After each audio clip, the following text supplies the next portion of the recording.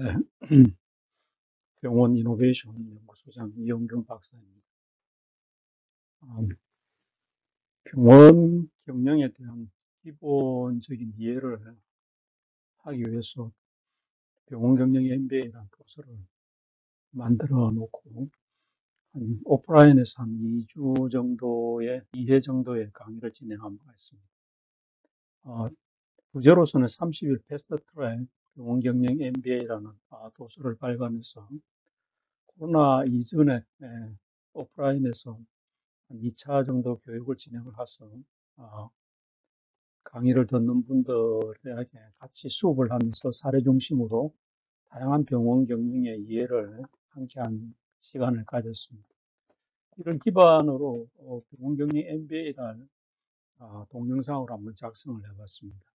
당시에는 한 20개 정도로 좀 확장을 했는데 처음 강의를 할 때는 한 10개 정도의 어떤 테마를 갖고 하다가 동영상을 만들면서 한 20개 정도로 확대를 했습니다. 기본적인 강의를 들으시는 수강자나 현재 노트북이나 컴퓨터를 이용해서 보시는 분들이 병원경영 MBA에 대한 수강자들이 병원에 근무를 하시는 분도 있겠지만 진료나 근무를 하지 않는 분들이 전반적인 병원 경영을 이해를 하기 위해서 30일 패스트트랙 병원 경영 MBA라는 도서를 작성을 해봤습니다. 본 강좌는 한 20여 개의 강좌를 만들었고 전반적으로 인트로덕션에서부터 어떤 부분은 상당히 깊이 있는 내용까지 다루고 있습니다. 그래서 본 강의를 듣는 방법은 개별 강의를 듣는 방법이지만은 전체적인 강의를 듣는 것도 좋은 방법이다 이렇게 생각을 하고 있습니다. 전체 강좌는 한 30분 정도로 진행을 할 예정이고 강의에 대한 내용들을 보시고 필요한 내용들은 여러분들이 홈페이지에서 다운을 받으셔가지고 파일을 강의를 들을 때 같이 참조를 하시면 좋을 것 같습니다. 이와 함께 병원경리 MBA의 이북을 다운을 받아서 전반적으로 한번 보시는 방법도 추천을 하고자 합니다. 개변적으로 그동안 의료관리연구원에 오랫동안 연구원 생활을 하면서 병원에 대한 관련되는 도서를 한번 작성을 해봤습니다. 초기에 저는 경영학을 전공을 했는데 병원 경영 기법과 전략이라는 책은 일반 기업들이 가지고 있는 경영 기법과 전략을 병원에서 어떻게 접목을 할 수 있을는지 하는 생각을 가지고 첫 번째 선 책이 병원 경영 기법 전략이었습니다. 그 다음 병원의 성공 경영이라는 도서를 한번 집필을 해봤는데 그 배경은 같은 동일한 수가 체계 내에서 어떤 병원은 성공을 하고 어떤 병원은 실패를 했을 때 그 기본적인 성공 요인이 뭔지를 하는 것에 대해서 관심을 기울여서 병원 성공 경영이라는 도서를 집필을 하게 되었습니다. 병원에 대한 성격이 의료라는 부분들이 굉장히 윤리성과 질 경영이 대단히 중요하다는 느낌을 가져서 의료 서비스 부분에 일반 산업에서 하고 있는 품질 경영의 기법들을 도입을 하려고 하는 그런 생각을 가지고 병원 서비스 품질 경영이라는 도서도 한번 집필을 하게 되었습니다. 이와 함께 병원의 공공병원들이 국내에 한 20%, 병상수 기준으로는 10%가 우리나라에 공급이 되고 있는데 이 공공병원의 역할이나 기능이 어떻게 되어야 할지 하는 것에 대해서 한국의 공공병이라는 도서를 쓰게 보게 되었고 이러한 부분들에 대해서 전반적으로 병원에 대한 이해를 돕기 위해서 30일 패스트 트랙 병원 경영 MBA를 도서를 집필하게 됐습니다. 근본 20개의 동영상 강좌는 병원 경영 MBA라는 주제를 가지고 한 20여 개의 강좌를 가지고 진행을 할 생각입니다. 그래서 서두에 말씀을 드린 대로 하나씩 하나씩 이렇게 강의를 동영상을 듣는 방법도 있고 한 30분씩 진행되는 이 동영상 강의를 전반적으로 한번 들어보시는 것도 권유를 드린다 이렇게 말씀을 드릴 수가 있겠습니다. 오늘은 전반적인 병원 경영에 대한 이해를 앞서 병원에 대해서 우리가 변천사나 패러다임의 변화, 패러다임이란 기본 틀이죠, 그죠? 그래서 이러한 어떤 한국 병원 경영의 패러다임이 어떻게 변화되었는지, 다음 병원 경영이 왜 필요했는지, 그와 함께 건강보험제도라는 것에 대해서 이해를 갖는 네 개의 주제를 가지고 30분 정도 진행을 하고자. 자료를 찾아보니 병원이 초기의 병원은 역시 이 근동 지역의 사세기에 대한 수도원에서 만들어졌고, 당시에 병원이 만들어진 목적은 고아원이나 여행계 숙소에 대한 그런 개념이었다는 생각을 자료를 찾아보고 있습니다. 이와 함께 이제 중세 시대에는 병원이 주로 기독교 정신에 입각해서 교회나 수도원이 운영이 주체되었다가 근대의 16세기부터는 각 유럽에서 어떤 시나 국가가 병을 운영을 하는 이런 시기였습니다.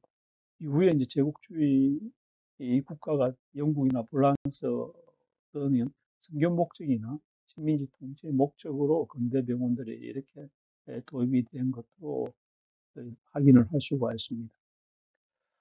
우리나라의 병원들이 들어온 역사는 그렇게 대략 한 110년 전 이렇게 되고 있는데, 한때 이제 캐피탈리즘 4.0이라고 하는 칼레처키 런던 이코노미스트인 런던 더 타임 이코노미스트인 칼레처키라는 분이 캐피탈리즘 4.0 우리나라는 자본주의 4.0이라는 책으로 번역이 되었는데, 이분이 쓴 책에 의하면은 자본주의를 4.0을 시기적으로 1.0, 2.0, 3.0, 4.0 이렇게 구분을 하고 있습니다. 그래서 저도 개인적으로 한국 병원을 저널리즘 시각에서 조금 1.0은 태동기, 그러니까 우리나라에 처음 병원이 생긴 것부터 우리나라에 73년도에 이제 의료법인이 이제 수립되는 그 시점을 1.0으로 이렇게 보고, 그다음 한국 병원이 법인이 이제 73년도 이후에 수립이 되었는데 일본식 재단법인이 소개된 거죠. 그래서 이러한 부분들에 대한 것들을 2.0 시대, 그다음에 이제 우리나라의 병원이 급격한 팽창을 가지고 온 양적 팽창을 갖게 된 1989년도를 전국의료보험 시대가 이제 3.0 시대로 보고, 우리가 2009년도에 우리 서비스의 개방을 했습니다. 그래서 의료 서비스의 산업화 시대로 이렇게 구분을 해서 이 시점마다 우리나라의 변천된 병원의 역사들이 어떻게 흘러왔는지 한번 같이 생각해 보도록 하겠습니다. 많은 논의가 있지만은 우리나라의 최초의 병원이 들어선 거는 역시 1988년도, 1888년도에 강해원이 됐다 이렇게 하는 것이 정설인 것 같습니다.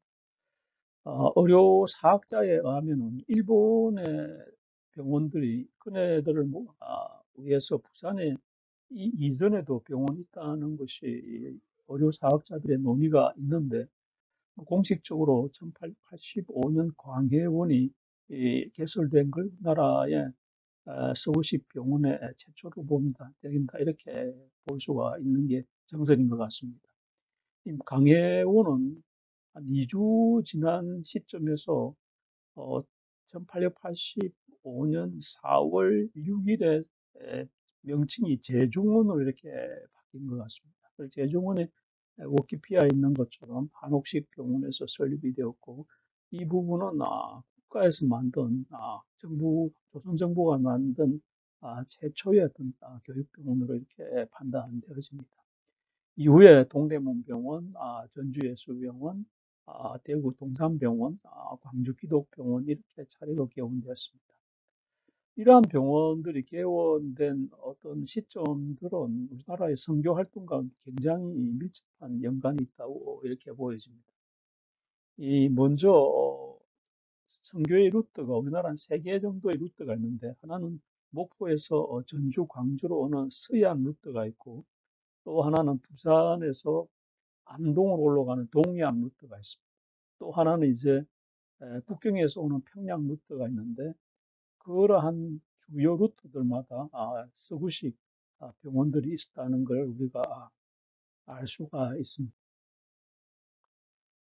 이후에 이제 1904년도에 대한의원이 설립이 되었는데, 현재 연근동 28번지에 있죠.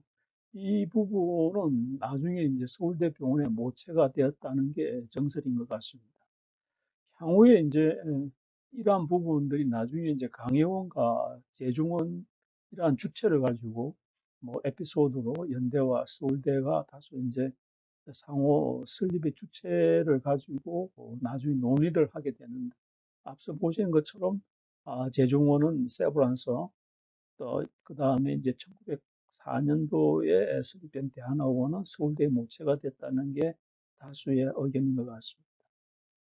이후에 식민지 시대에, 일제 식민지 시대에서 일본은 어떻게 보면 식민지 목적으로 많은 병원들이 설립이 되었습니다. 그러다가 1932년도에 우리나라 최초의 재단법인인 백병원, 현재 저동에 있죠. 이 백병원이 설립이 되었는데, 참 안타깝게도 현재 도심의 어떤 공동화 현상 때문에 백병원이 현재는 문을 닫는 이런 또 안타까운 이야기가 들려지고 있습니다. 이후에 우리가 6.25를 겪으면서 해외 원조를 통해서 이제 기독교 병원들이 많이 설립이 되었고, 특히 이 기독교 병원들이 당시 우리가 현재는 뭐 격세지감을 느끼지만은 인구의 출산이 대단히 높게 생기면서 상가 중심 병원들이 많이 들어선 것도 하나의 특이한 현상으로 이렇게 보여집니다. 대표적인 게 이제 부산의 침례병원, 현재는 침례병원이 초량동에서 이제 외, 외곽에 있는 청룡동으로 옮겼다가 이 병원도 현재는 도산을 하고 있습니다. 도산을 해버렸죠. 그다음 일신기독병원, 부산에 있습니다. 원주기독병원, 현재는 원주 세브란스 기독병원으로 전환이 되었죠. 서울위생병원, 청량리에 있습니다. 이런 병원들이 상가 중심 병원에 당시에 가장 의료의 니즈가 많은 부분들이 상가 중심 병원이다 하는 것을 우리가 역사적으로 이렇게 알 수가 있습니다. 제가 한국병원 2.0 시대라고 이렇게 표현을 한 이 부분은 의료법인이 설립이 된 겁니다. 그래서 일본식 의료법인이 이제 우리나라에 들어온 게 73년도였는데, 당시에는 재단법인과 사단법인이 일본에서 있었는데, 우리는 재단법인 형태가 들어왔습니다. 재단법인은 법인의 형태를 뗀 것이, 재산이 모여서 법인을 뗀 것은 재단법인, 사람들이 모여서 만든 법인을 사단법인을 하는데, 재단법인 같은 경우 상당히 엄격하게 많은 정부의 규제가 있죠, 그죠? 그래서 우리가 현재의 의료법인이 3년도에 재단법인 형태를 일본식 재단법인이 들어왔는데, 이러한 부분이 향후에 영리병원의 논쟁이 일어날 거로 돼서 그 당시엔 아무도 생각하지 않은 그런 것 하나의 역사적 아이러니다, 이렇게 생각을 할 수가 있습니다.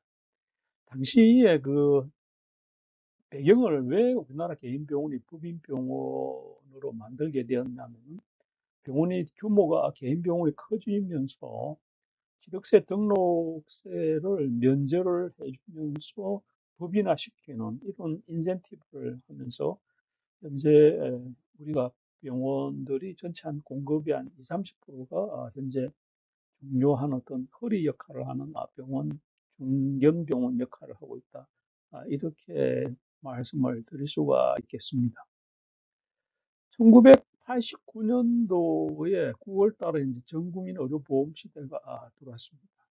이와 함께 이제 전국민 의료보험 시대가 되면서 당시에 입원을 하는 것이 굉장히 병원 문턱이 높았는데, 이러한 것들이 병원 문턱이 낮아지면서 병원에 획기적으로 병상이 정축을 하게 됐습니다.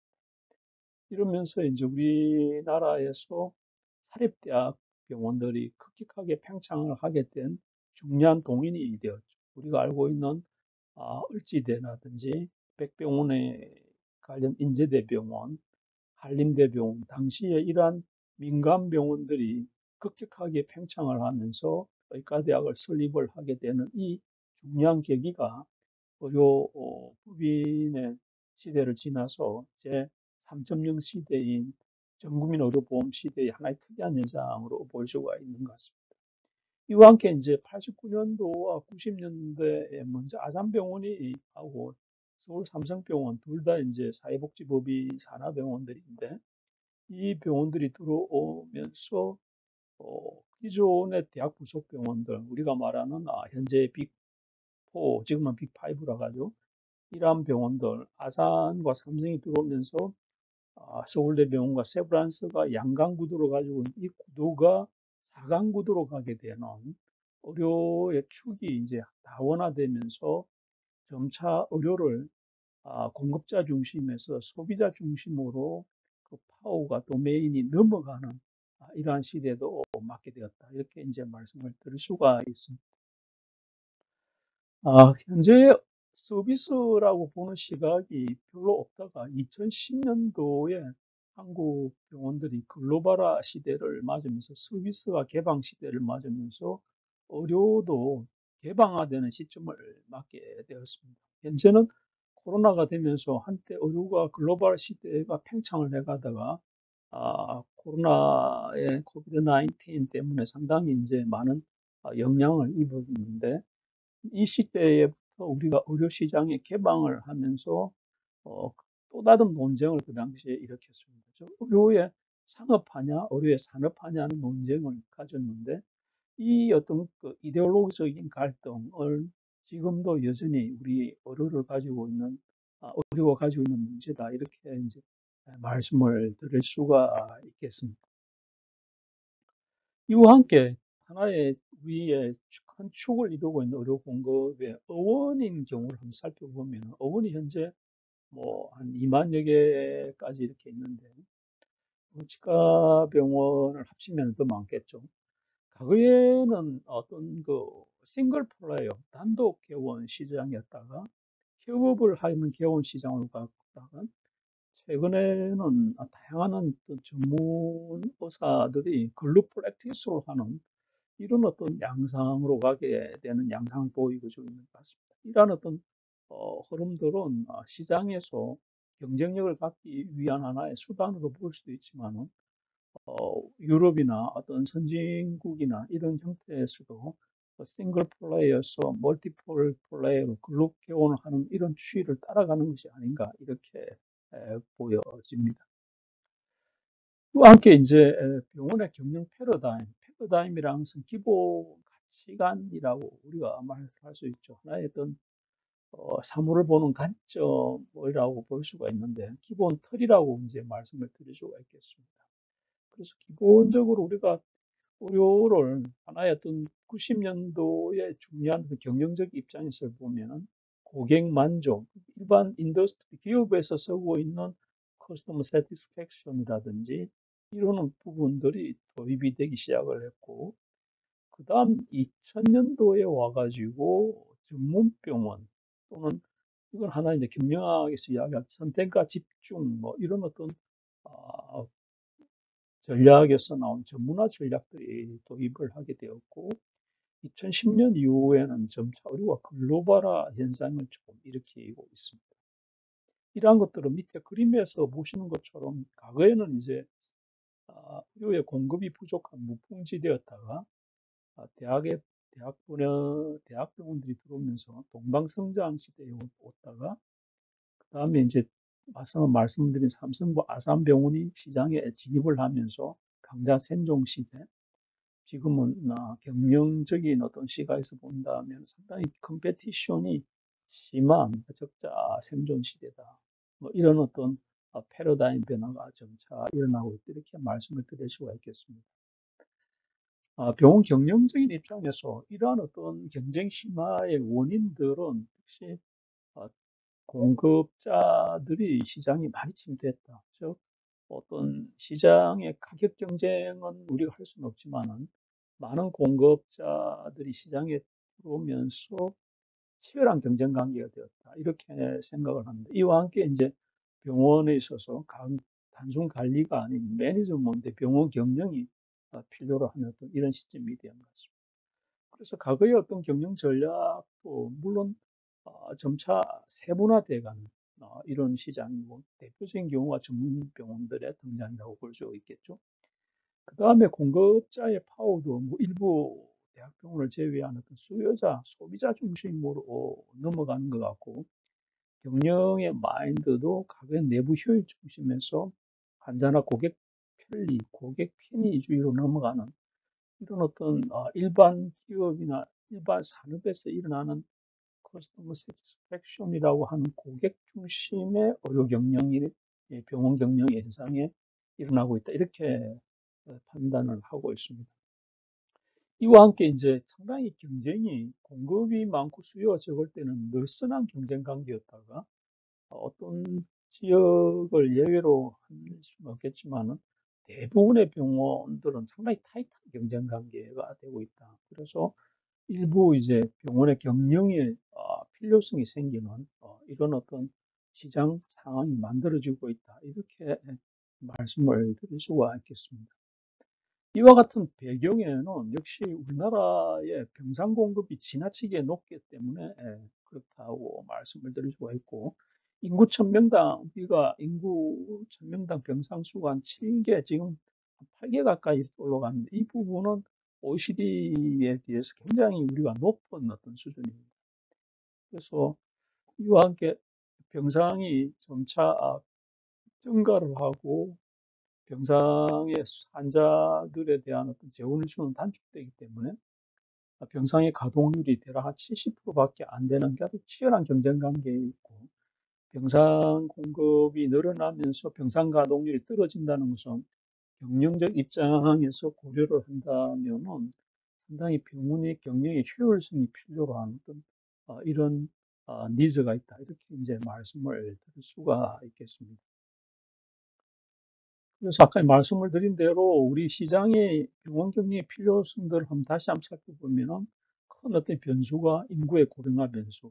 그래서 급성기 중심에서 만성태행성 환자에 대한 치료가 상당히 중시 되고, 제일 우리 사회의 이슈가 되고 있는 절대 인구수의 감소입니다. 그래서 이러한 인구 감소 현상에 따라서 앞으로 했던 병원들이 일본식 병원처럼 만성과 급성병원을 동시에 운영을 하는 이런 어떤 양상도 일어날 것 같고, 향후에 이제 질병의 예방관리 쪽으로 상당히 중요한 이슈가 되지 않을까, 이런 생각입니다. 갈수록 이제 만성태행성 질환이 늘어나니까, 그다음에 노령화가 진행이 됐을 때 많은 노인병원들이 여성 인력이 더 생존 연령이, 생존 연명이 길기 때문에 환자의 구성원들이 여성이 많아지는 이런 현상들이 현재 병원 경영에 중요한 어떤 양상입니다. 이러한 것들도 하나의 병원 경영에 고려해야 될 요소가 아닌가 이렇게 보여집니다. 이해숙 교수가 작성하신 자료를 보면은 과거의 어떤 의료의 어떤 패턴들은 아주 그 어떤 단순한 어떤 경영 구조였습니다. 즉 어떤 유능한 의사나 시설이나 장비를 확충을 하면은 충성 높은 환자의 고객의 충성도를 얻을 수 있었지만, 이와 다르게 병상이 공급 확충이 되고 공급이 과잉 공급 현상이 일어남에 따라서 병원에서도 수익의 정대 효과도 중요하지만 비용의 감소도 상당히 중요한 요소가 경영 요소가 되고 있습니다. 이러한 것들은 역시 과거의 단순 관리라기보다는 이제는 경영적인 어떤 기술들이 기법들이 병원에 필요로 하게 되는 이런 양상이 벌어졌다. 이렇게 이제 말씀을 드릴 수가 있겠습니다.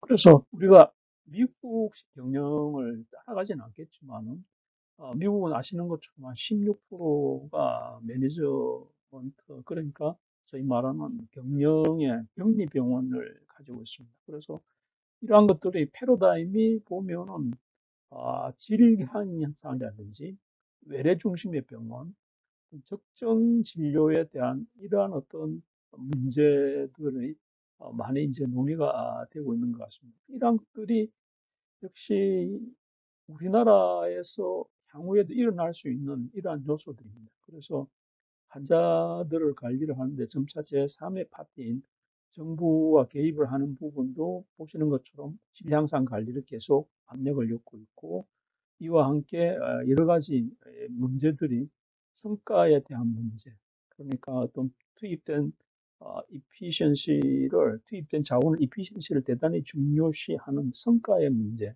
이런 부분이 나중에도 저희도 같이 한번 성과 급이나 목표 관리지 이런 데 부분에서 같이 이제 다루도록 하겠습니다. 이와 함께 이제 우리 사회도 의료도 하나의 어떤 우리 사회 구조의 하부 구조죠, 그죠? 그래서 상위 구조에 있는 다양한 어떤 정치나 이데올로기 구조의 영향을 믿게 되는데, 뭐 보시는 것처럼 이쪽에 있는 부분 하나의 어떤 자유론자들 또는 시장론자의 의견이고, 또 한쪽은 이제 정부론자를 할까요? 그래서 하여튼 규제를 강요시하는 부분에 상대는 시장 논리, 이러한 어떤 부분들, 우불제인을 하는 부분이 있고, 선불제. 이런 어떤 헬스케어를 두고, 정책적인 갈등 구조는 지속적으로 아마 우리 의료 경영의 하나의 중요한 요소다, 이렇게 보여집니다. 마지막으로 이제 건강보험에 대한 부분입니다. 의료에 있어서 대부분의 어떤 소비가 일어나는 시장에서는 공급자와 수요가 일어나는 것이 키워드가 시장에서 일어나는데, 건강보험은 정부의 비대칭성이라고 하는 특정한 어떤 그런 시장 형태를 가지고 있습니다. 그러다 보니 그 서드 파티 건강보험 제도 플러스 건강보험공단이라는 제3자의 개입이 일어나는 아주 독특한 시장 구조를 가지고 있죠. 그래서 건강보험 제도를 이해를 하는 것은 의료 경영, 또 병원 경영에 상당한 중요한 요소입니다. 그래서 기본적으로 건강보험 제도 뭐 상식적으로 말씀을 드리면은 인슈런스라는 것 자체가 미래에 일어날 어떤 그런 것들에 대한 예방 효과와 그러한 어떤 이벤트가 임팩트가 큰 것을 우리가 예방하기 위해서 그 인슈런스를 달게 되는 거죠. 그 중에 건강이라는 문제는 이 두 가지 조건 다 해당이 됩니다. 즉, 우리가 언제 그 건강을 잃어버릴 수 있는지에 대해서 예측을 할 수 없는 이벤트이고, 이 이벤트는 상당히 우리 삶에 큰 영향을 주죠. 그래서 보험제도와 딱 이게 합치되는 것 같습니다. 그러다 보니 제3의, 제3자인 건강보험공단이라는 데서 우리가 시장에서 소비 활동을 하는 건 다르게 관여를 하는 이런 부분입니다. 그래서 이 건강보험 제도에 대해서 기본적으로 이해가 필요하다, 이렇게 보여주고, 우리나라는 내셔널 헬스 인슈런스 NHI 시스템을 가지고 있는 거로 이렇게 판단됩니다. 한국형 건강보험 제도는 가장 특징적인 것이 법률에 의한 강제보험이다. 그래서 본인이 개업을 하는 그 순간 또는 개설을 하는 그 순간에부터 건강보험에는 강제 적용을 하고 있고, 이러한 강제 적용에 대한 기본적인 배경을 살펴보면은 하나의 어떤 공동 구조에 대한 의미와, 또 하나는 재정 파탄에 대한 원활한 건강보험 운영이 주 목적이다, 이렇게 우리가 이해를 할 수가 있겠습니다. 건강보험 지불 제도는 현재 우리는 행위별 수가제를 채택하고 있고, 일부만 현재 소위 말하는 DRG라는 포괄수가제를 적용을 하고 있죠. 한쪽에서는 포괄수가제를 확대를 하려고 했는데, 이러한 부분들이 현재는 의료기관과의 어떤 그런 어떤 갈등 요소도 있고, 우리가 현재는 건강보험제도가 행위별 수가제, 영어로 people 서비스가 어느 정도 정착돼 있어서 개인적인 의견으로서는 당분간은 행위별 수가제가 지속적인 어떤 메인 지불 제도가 되지 않을까, 이렇게 생각을 하고 있습니다. 이와 함께 이제 상대가치 점수제라는 것들을 현재 되어 있고, 이 상대가치 점수는 보시는 것처럼 어떤 일정 지불 단위를 기준으로 해서 상대가치 점수를 만들어 두었습니다.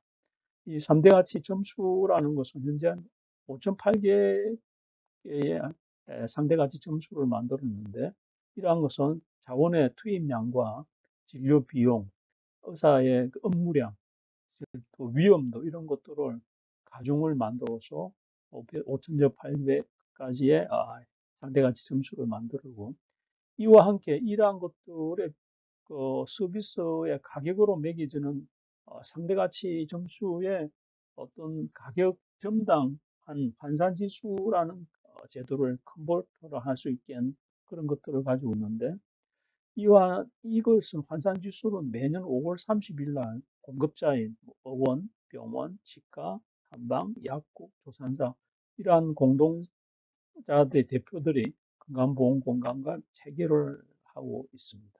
그래서 쉽게 말씀을 드리면은 현재 우리가 말하는 어떤 행위수가는 그 가격, 소위 말하는 어떤 서비스의 가격에 진료량을 곱하면 만들어지는 진료비가 만들어지는데 이러한 부분들은 상대가치의 가격이라는 것은 위에 보시는 것처럼 환산지수와 컨버전 팩터와 상대가치 점수를 곱하면 가격이 만들어지고 진료량은 그것을 한 행위 코드와 빈도를 합치면 진료량이 만들어지는 이러한 어떤 수가의 가격 상승 구조를 가지고 있다. 이렇게 말씀을 드릴 수가 있습니다.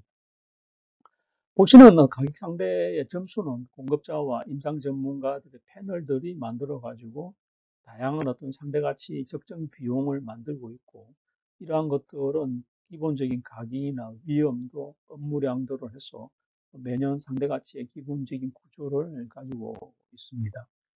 이와 함께 이제 우리나라의 수가가 행위별 수가이다 보니까 다양한 어떤 가산료를 가지고 있습니다. 그래서 뭐 개인적으로 병원의 어떤 경영이사로 근무를 해볼 때 우리나라의 행위별 가산수가제가 너무나 이게 복잡하게 돼 있어서 실제적으로 심사간호사 제도를 두고 있죠. 그래서 병원에서는 이러한 것들을 청구를 하기 전에 숙련된 어떤 간호사들이 심사간호를 해서 건강보험공단에 청구를 하는데 상당한 이게 구조가 복잡합니다. 그래서 전산을 하는 프로그램 입장에서는 이 새로운 전산 개발을 상당히 어려움을 겪는 이런 개인적인 경험도 있는데 뭐 보시는 것처럼 어떤 행위에 대한 시간이라든지 부위라든지 보시는 것처럼 소아라든지 또는 노인이라든지 이런 어떤 것들 또는 뭐 그 신생아인 경우 또는 어떤 인력의 확보에 대한 경우 환자인 경우 이런 다양한 가산요가 같은 어떤 행위를 두고도 일물일가 원칙이 아닌 가격에 있어서 가산요가 붙는데 향후 이러한 것들이 프로그램의 표준화라든지 전산화에 있는데 상당히 어떤 진입장벽 요소가 된다는 걸 현장에서 한번 느껴본 적이 있습니다. 보시는 것처럼 다시 시간이나 기타에 있어서 행위별에 대한 시간이 야간인지 응급인지 주말인지 또는 환자에 대해서 영양 상태라든지 마취 부위라든지 이러한 가산료가 다양한 가산료가 있어서 이 가격에 대한 요소들이 일반 현장에 있는 타 어떤 서비스 제공을 하는 어떤 그런層에서는 참 알 수 없는 구조가 되어 있다는 이런 문제점이 현장에서 많이 알 수가 있었습니다. 아, 또 다른 하나의 문제는 매년 이제 이 시장이라는 데서는 가격이라는 것은 시장의 수요 공급 원칙에 따라서 수요가 많이 일어난다든지 공급이 부족하면은 가격이 올라가는 시장가라는 게 작성이 되지만은 의료는 계약에 대한 수가라는 것이 만들어지기 때문에 매년 수가를 소위 말하는 공급자와 의료 공급자와 보험자 간에 계약을 하게 됩니다. 그래서 이러한 부분들에 대한 것들이 이 상대가치 점수라는 부분에 대해서 환산지수를 곱하면 가격이라는 것이 만들어지는데 이 가격에 대해서 다양한 어떤 그 매년 어떤 일정당 환산지수를 어떻게 만들 거냐에 대해서 굉장히 많은 논의를 하고 있죠. 그래서 간단하게 우리가 병원에 대한 가격이 상당히 중요하기 때문에 그 메커니즘이나 구조를 아는데 도움이 되기 위해서 한번 준비를 해봤는데 몇 가지 환산지수를 상쇄하는 방법이 한 5개가 알려져 있습니다. 재정중립 환산지수, 원가기준 환산지수, 경영수지 환산지수. 원가기준이라는 것은 그 행위를 하는 데 있어 가지고 기본적으로 들어가는 투입 원가를 기준으로 환산지수에 대한 가격을 정하자는 거고, 경영수지라는 것은 기업 또는 병원, 주로 병원에 대한 총수익과 총비용을 대비한 의료에 대한 비용을 만드는 충당보험인데 쉽게 말씀을 드리면 병원이나 의료계에서 원가 기준으로 환산지수를 산정을 해서 적정한 원가 보상을 해주라는 것을 요구를 한 반면에 공단 측에서는 경영수지 한산지수를 많이 주장을 하고 있습니다. 최근에 많이 일어나는 부분들은 SGR 모형인데, Sustainable Growth Rate라고 해서 이 방법은 전년도 목표치를 기준으로 우리가 공단의 재정적인 안정, 지속 경영 가능성을 둔 적정한 가격을 올릴 수 있는 재정 범위를 정한 다음에 SGR에 대한 한산지수 인상률을 정하는 방법입니다. 상당히 이러한 방법들이 현재는 많이 쓰고 있다. 이렇게 이제 말씀을 드릴 수가 있습니다.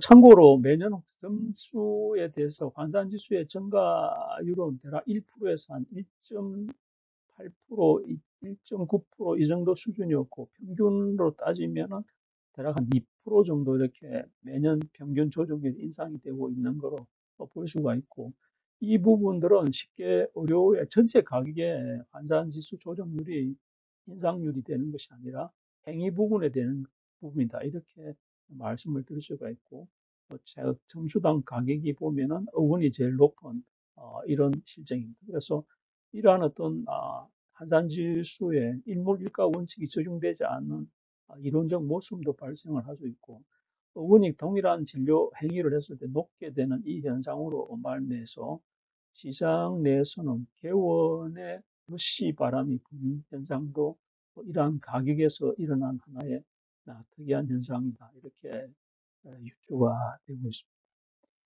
향후에 가산제도에 대한 개편이나 이러한 부분들은 의료계에서 굉장히 눈여겨야 될 문제인데, 현재 각종의 어떤 문제들이 이 가격에 대해서 굉장히 민감한 리스판스를 보이게 됩니다. 의료계에서는. 그래서 현재는 잘 아시는 것처럼 최근에 전문의들의 소아과의 기피 현상 때문에 소아과 가산제도를 지금 제 상대가 점수에 반영을 하려고 하고 있고, 또 취약한 부분들, 쉽게 말씀드리면 입원 환자에 대한 입원 요구가 상당히 낮다는 이런 부분 중에 그런 부분들, 또는 외과계가 내과계의 수익 구조가 취약하다는 이런 판단 때문에 이러한 부분에 조금 더 가산 점수를 더 주자는 이러한 개편 논의가 현재 일어나고 있다. 이렇게 말씀을 드릴 수가 있고, 간호관리료가 현재 7등급으로 되어 있는데, 실제 한 70%가